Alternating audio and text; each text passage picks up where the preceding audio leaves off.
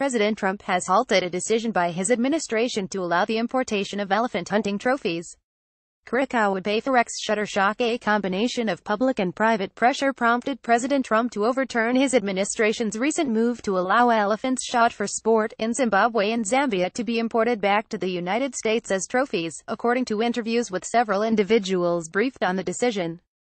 Trump's announcement Friday that he was putting the decision on hold until he could personally review it marked animal welfare activists' first federal victory since the president took office in January, and came just hours after the White House press secretary had defended the idea of renewing the controversial trophy imports.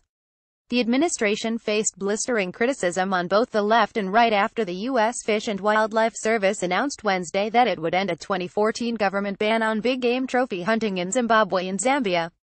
Several conservative pundits and lawmakers questioned the decision, and this criticism didn't sit well with Trump, who himself has criticized big game hunting. A White House official, who requested anonymity because he was not authorized to discuss the matter on the record, said the president became uncomfortable with the decision as he learned more about it and decided to act. "Put big game trophy decision on hold until such time as I review all conservation facts," Trump wrote Friday night on Twitter. "Under study for years. We'll update soon with Secretary Zimb. Thank you." Trump's announcement came hours after Press Secretary Sarah Huckabee Sanders defended the trophy import authorization, saying it resulted from a review by career officials that began in 2014 under former President Barack Obama. Career officials at Fish and Wildlife did make the decision to renew the imports, according to individuals briefed on the decision who asked for anonymity to discuss internal deliberations. But political appointees at Interior did press for resolution of the issue, which is a top priority for hunting industry allies of Interior Secretary Ryan Zinke.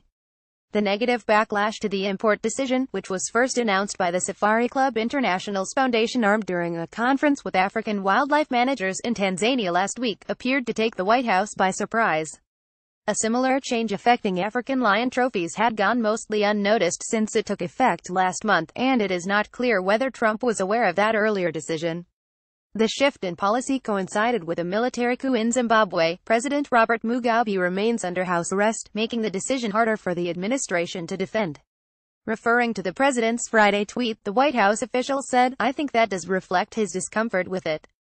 Wayne Pacelle, president of the Humane Society of the United States, spent part of Friday on Capitol Hill with Lara Trump, the president's daughter-in-law, meeting with GOP lawmakers to push for passage of several animal protection bills.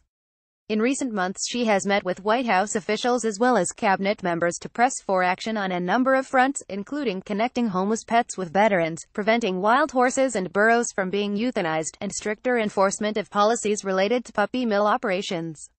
Lara has really established herself as a voice for animal welfare within the First Family, and has been very active on a number of animal welfare and animal cruelty policies, Pacelle said in a phone interview Saturday. Animal welfare transcends a lot of these traditional political boundaries. The president is seeing that, and it's part of his own family's biography, with Lara's interest. Lara Trump visited the White House on Friday along with husband Eric, but it's unclear whether she spoke to the president or White House aides about the import decision. Both of Trump's sons have engaged in big game hunting, and photos of them posing in 2012 with the carcasses of species including an elephant and water buck have circulated widely on social media. In one image, Donald Trump Jr. is wearing an ammunition belt, and holding the severed tail of an elephant in one hand, a knife in the other. It's not clear where Trump's sons stood on the import debate and whether they spoke to their father about the issue.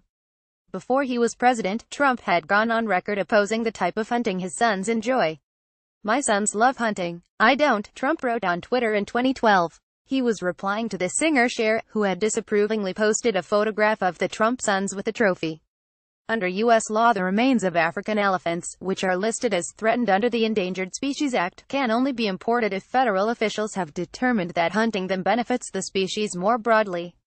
Richard Leakey, who chairs the board of the Kenya Wildlife Service and is an anthropology professor at Stony Brook University, said in an interview Saturday that the amount of money generated by a handful of trophy hunters pales in comparison to what wildlife viewing tourism generates. "It's basically their principal source of revenue, and has been for the last 30 years, Leakey said. Kenya banned trophy hunting in 1977.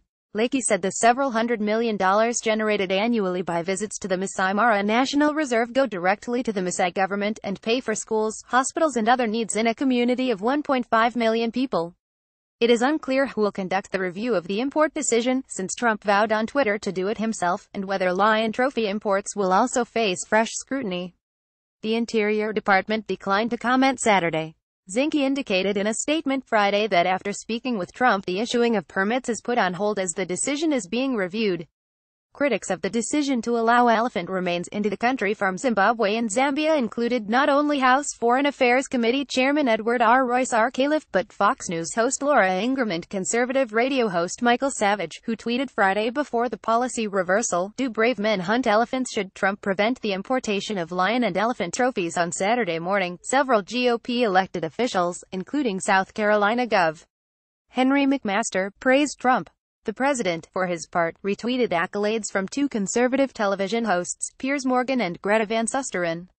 Van Susteren thanked him for the reversal, writing, "This is important to so many of us," while Morgan wrote, "Boom, thank you, Mr. President. Trophy hunting is repellent," adding in a subsequent tweet, "For those who think Donald Trump is never capable of changing his mind or being persuaded by counterargument." Ashley Parker contributed to this report.